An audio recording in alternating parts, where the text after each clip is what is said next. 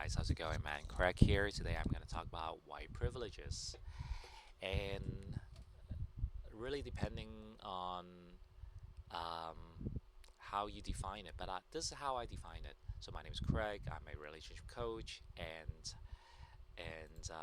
I would like to talk about white privileges. And how I define white privileges is that access to uh, white um, there's actually access to um, privileges in America, I would say, that people identify you as a white mainstream. So you can be Asian, you could be black, you could be Mexican, but as long as people, when they look at you, when they talk to you, when they see you, they find you're kind of like white.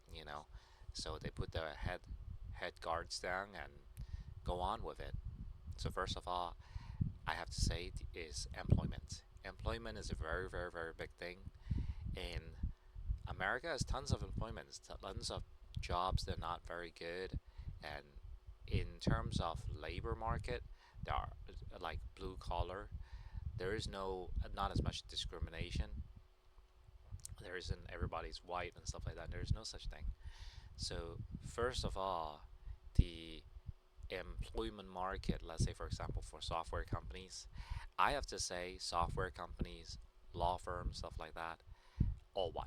I'm saying 99% of them in America. Um, there are a lot more progress that for the past 10, 15 years, but when I was there, 100% white. Doesn't matter if it's a public listing company, things like that. So you have to identify with white culture. You have to um, you don't want to stand out. You want to keep yourself as white as possible. And so it when you come to think about it, it is white privilege. Why? Because your pay is pretty good, and you sit in a comfy job, and you only work 7 to 8 hours a day. That's white privilege. You know what I'm saying? People say, "Oh, I don't think it's white privilege. I don't think it's no good." No, if you're getting paid at least 70, 60, 70, $80,000 to $150,000 for doing software, come on, like no hazardous anything. You get paid, white privilege. So that's that. I think so number one is definitely employment. You have a lot of things that could come to you as a job as being or come across that's white. Okay, so number two is organizations and socials. For example, a lot of the country clubs, golf, tennis, stuff like that, not gonna be very friendly for blacks, because I know a lot of black people. They say, "Hey, I was a college player, and but nobody accepts me into a country club." So I think it really depending on your attitude and how you dress and how you talk. So that is the most important thing. That how people feel about you. So white privileges does not only is for white folks, is for other races too. It's just how people feel about you, whether they look at it as if I'm afraid of this guy versus I think I like this guy. I think maybe you should join us. So white folks overall, their programming is that they don't want to actively discriminate unless that you don't identify their culture. So um, if you go to white churches and they don't discriminate you, they accept you as a member.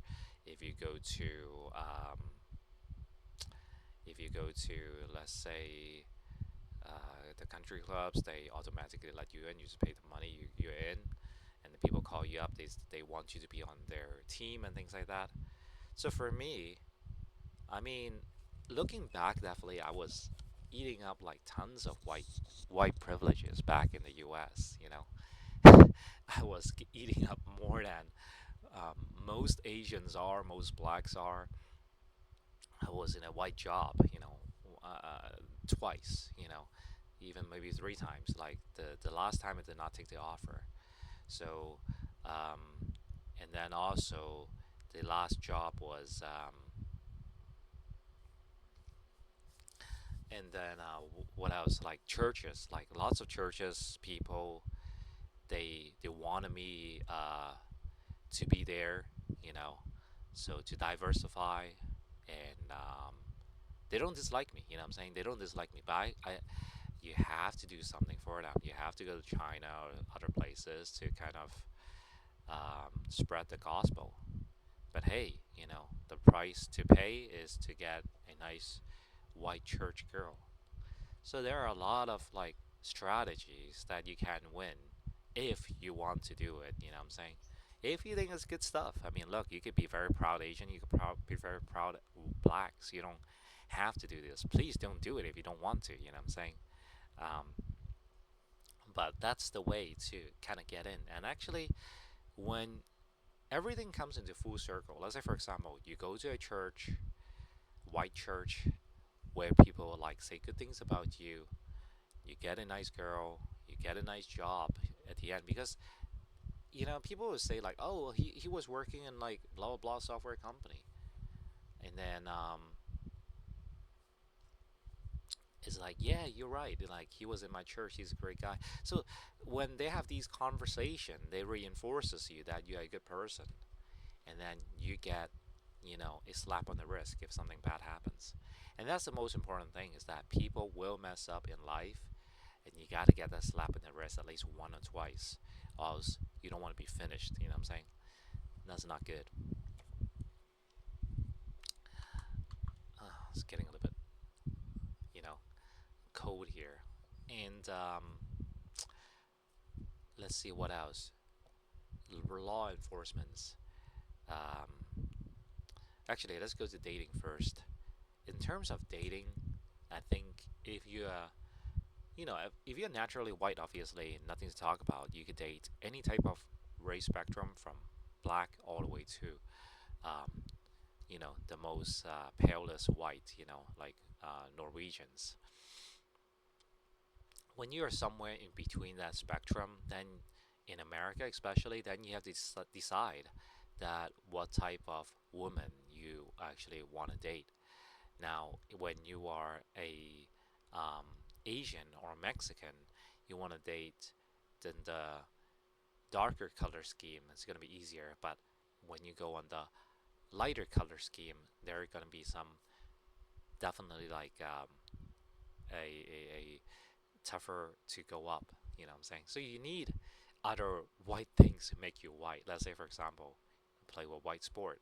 You know, play tennis, golf, pickleball. Those are white sports. Um, go hang out in the country club. Go hang out in a white church. You're gonna get maximizing these white things.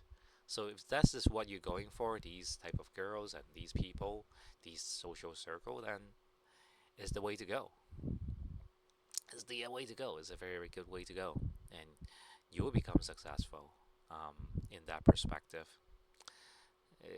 You need that full social circle that comes back and say like, hey, this is cool. This guy is dope, and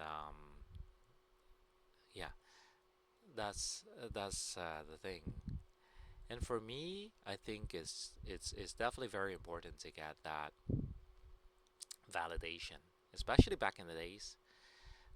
You need that validation. If you want to date really good looking, really well off, white girls and last with them, then yeah, you need all of that. Then for sure you'll win 110%.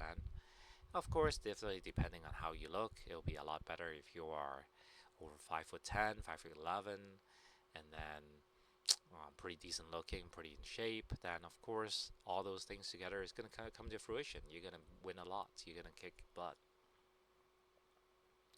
So I think overall, that's what I think about white privileges. So whoever says white privileges do not exist, it's a lie. You know what I'm saying? Because you cannot go to a you're gonna have a problem with if you're black and you live in a white HOA. You guys don't act like a certain way, they're not gonna like you. If you are um, if you're Asian, you know, if you not don't carry certain swagger, you'll definitely not date any white girls. If you are um, if you're black, Asian, Mexican, whatever, going to work in a white company is going to be very, very difficult if you don't have the right, swagger, talk, blah, blah, blah, to go with it. So that's all these things that I'm saying. It's dope. So, like, you know, um, hopefully you will do what you actually like. So, and get to the level of being comfortable, happy, things like that. So, thanks very much, and see you guys later.